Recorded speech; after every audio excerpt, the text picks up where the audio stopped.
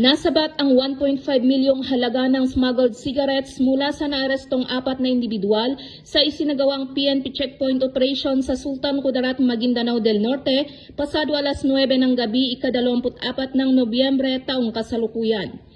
Kinilala ng mga otoridad ang mga suspek na si alias Makoy, Fad, Lai at alias Che.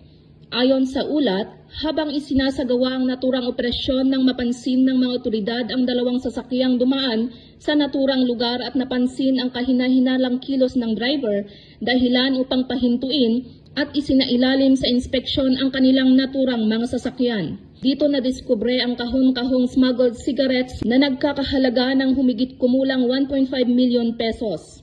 Dinala na sa himpilan ng PNP ang mga suspek para sa kaukulang dokumentasyon at pagsasampa ng kaso.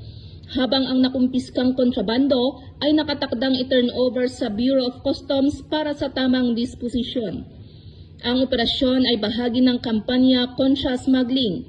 Hinimok ng kapulisan ng publiko na makipagtulungan sa pagbibigay ng impormasyon at tiniyak na magpapatuloy ang operasyon para sa ligtas at maayos na kalakalan sa Bangsamoro.